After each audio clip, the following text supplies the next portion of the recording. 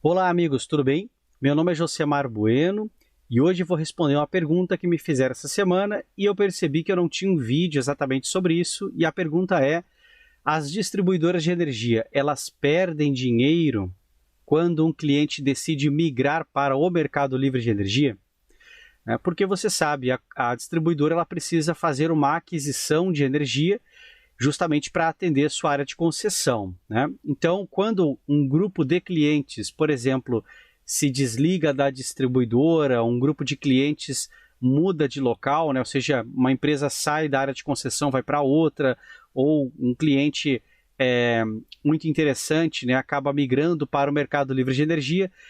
Essa diferença do montante, será que faz diferença? Será que para a distribuidora isso gera um prejuízo? E eu vou explicar para vocês que não, e é isso que eu vou explicar neste vídeo, certo? Mas antes quero fazer 3 convites para vocês. O primeiro convite é para que conheçam o nosso curso de Mercado Livre de Energia. Os links estão todos na descrição do vídeo, né? E falando rapidamente sobre o nosso curso, né? Então essa aqui é a página do curso. Aqui está o nosso selo, né, de uma empresa verificada, né, certificada pela Câmara de Comercialização de Energia, né? Aqui tem um vídeo explicando sobre o curso, então você pode assistir com mais calma e ver todos os detalhes, né? E falando rapidamente aqui do que se trata a proposta, né? Então, quando você adquire o curso, você está adquirindo 32 horas de videoaulas e mais 30 horas de materiais extras, né? Que são 3 cursos extras que você leva junto no pacote, totalizando então 62 horas, né, de videoaulas. É claro que depois de estudar tudo isso, você vai ter algumas dúvidas e nós temos então 42 horas de lives, né, para tirar as dúvidas do curso, organizados aos sábados, iniciando no dia 17 de fevereiro, que já passou, né? Então a nossa primeira live está gravada. Quando você adquirir o curso, você também vai poder assistir a gravação deste encontro, certo? Mas você pode participar de todos os outros até o dia 23 de novembro de 2024. Ou seja, você compra o curso, assiste com calma e se você tiver dúvidas, basta participar das lives aos sábados e fazer as suas perguntas. E também temos um grupo no WhatsApp, que é o grupo da turma, já está com quase 190 participantes, então você pode tirar as suas dúvidas também nesse grupo, né? Então você tem todo o tempo para fazer os seus estudos, uma vez que as lives vão até o final de 2024, né? Bom, e agora quero fazer o segundo convite para vocês. Nós temos também um grupo de negócios chamado Mercado Livre de Energia em Foco. E neste grupo nós realizamos lives 2 vezes por semana e também temos um grupo no WhatsApp, um grupo fechado para os assinantes, e nós falamos sobre modelos de negócios, tendências regulatórias no setor elétrico, ou seja, a ideia é melhorar o nosso networking e juntos tentar prever algumas ações do mercado, tentar se posicionar de forma inteligente para poder aproveitar todas as oportunidades de negócio. Então, esse grupo já tem mais de 80 participantes. Se você quiser participar, você precisa clicar aqui em assinar.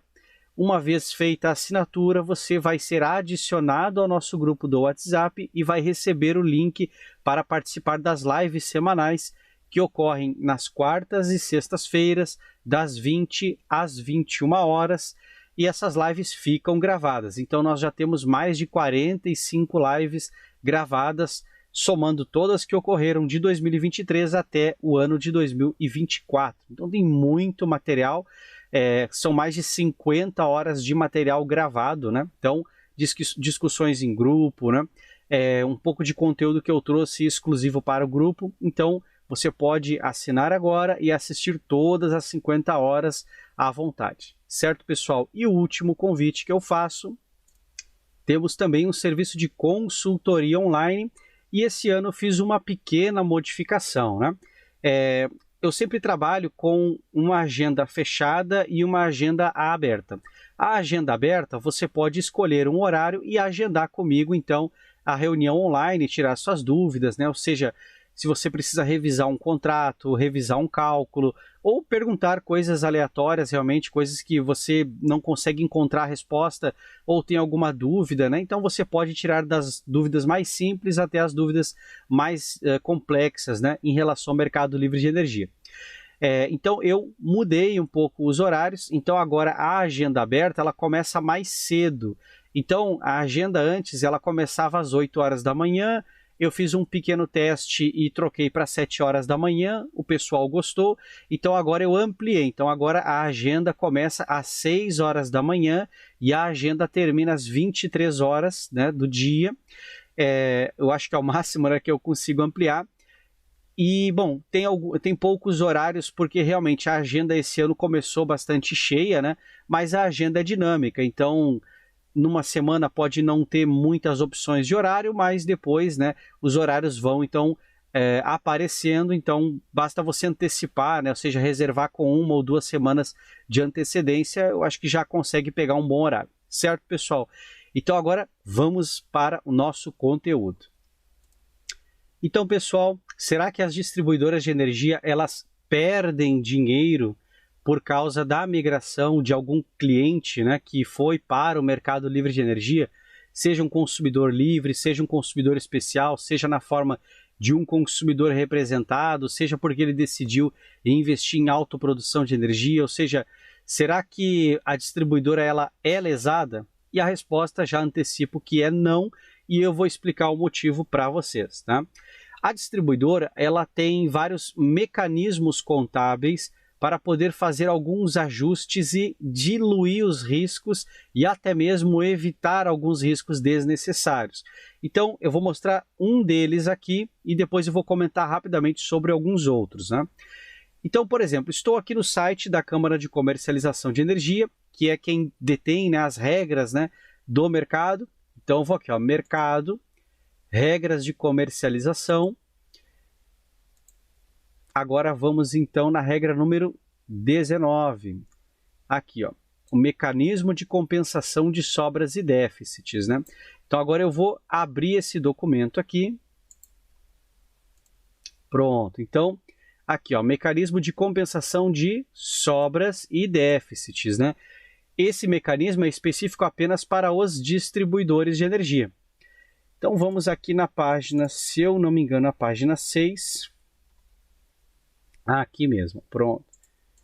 Bom, nós temos aqui são 4 mecanismos, né? Um deles é o chamado MCSD mensal. Então aqui diz, ó, efetua as compensações e devoluções, né? Casos aplicáveis decorrentes do processamento do MCSD mensal em função de sobras, né? Vamos marcar aqui, e déficits declarados pelos agentes de distribuição, então apenas para as distribuidoras, né? E olha só aqui então, ó, neste poderá ocorrer a devolução dos montantes contratados em função da migração dos consumidores potencialmente livres, né? Ou seja, a distribuidora ela possui esse mecanismo e alguns outros para justamente ajustar a questão dos montantes de energia. Por quê? Porque a função da distribuidora não é comercializar a energia. A função da distribuidora é distribuir. Ela apenas cuida da infraestrutura física para a distribuição. Então, essa função dela de ser um fornecedor é uma função um pouco fora do nexo, né? Então, a gente costuma falar que o core business, né, o núcleo mesmo, né, a função, o objetivo, né, o propósito, né, da distribuidora é a infraestrutura, é garantir como se fosse uma via, né, onde você paga então uma espécie de pedágio para poder passar por ali, né? Mas a energia, esse produto não é dela. Ela compra dos geradores através dos leilões e cotas de repasse, por exemplo, as cotas compulsórias de Itaipu, as cotas de Angra 1 e 2, os diversos tipos de leilão, agora pode fazer aquisição e geração distribuída também, né? Ou seja, ela precisa realmente de um mecanismo, porque não faz sentido ela ficar com um risco que não tem nada, assim, não tem a ver, né, com a função dela, né, com o propósito dela. Então, assim como existe esse mecanismo, existem outros mecanismos, né, contábeis para ajustar riscos da distribuidora, até mesmo quando existe volatilidade de preços, né? Então tem todo um mecanismo de, vamos dizer assim, de procedimento, né, para regulação tarifária e ajustes dos valores, né? Então, né, para quem achava que a distribuidora tinha prejuízos, né, ela não tem, ela tem mecanismos contábeis que ela pode, se bem usado, né, ela pode usar então para evitar quaisquer tipo de exposição negativa financeira, né? A única coisa que realmente pode trazer prejuízo é, vamos dizer assim, a distribuidora errar no básico. O que é o básico, né? É ela demorar para restabelecer o fornecimento de energia, é ela ter um mau atendimento ao cliente final. Por quê? Porque a meta, né? Ou seja, ela tem ali metas a alcançar, e caso ela não alcance, ela não vai ter a aprovação da nova tarifa para o outro ano. Então, o aumento da tarifa, ele às vezes pode não acontecer ou ser muito raso, né? Apenas cobrir custos operacionais, ali corrigir pela inflação, por exemplo, né? Para ter um ganho de performance mesmo, a distribuidora tem que atender algumas metas, né? Então, a duração, quando se tem uma falta de energia, tem que ter uma duração pequena, né? Tem que ser uma rápida, uma falta de energia muito rápida, né? Quase que imperceptível, né? A frequência com que essas faltas de energia precisam ser pequenas. Quando um cliente abre um chamado, né, e solicita um serviço, um atendimento, ela tem que cumprir prazos, ou seja, ela precisa de fato se concentrar em garantir que a infraestrutura funcione e que o cliente seja bem atendido. É só isso que a distribuidora tem que fazer.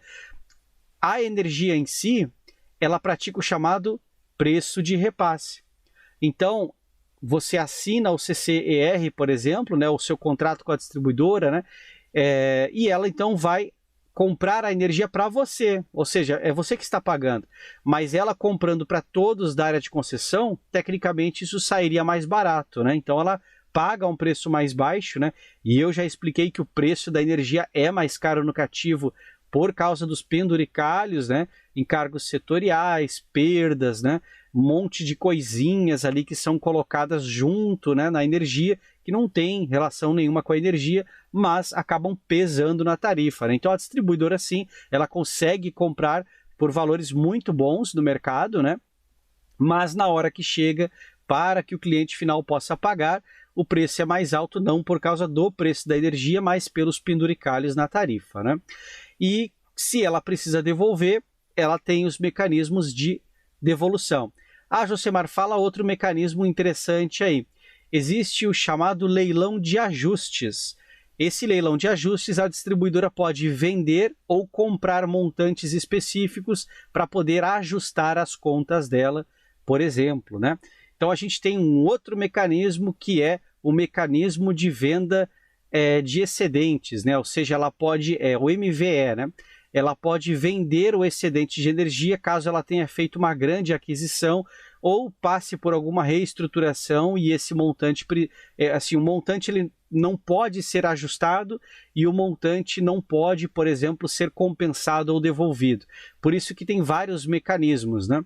Então, um exemplo, o mecanismo de compensação de sobras e déficits, o mecanismo de venda de excedentes, o mecanismo que a gente chama de CLA, que é o contrato de leilão de ajustes, e assim por diante, né? Então, vários mecanismos, né, para poder aí ajudar, digamos assim, a distribuidora a diluir riscos, né? E são positivos, né? Porque se ela tivesse mais riscos ainda, aí o preço da tarifa seria mais caro, né? Porque risco é igual a preço alto, né? Você compra sempre o risco, né?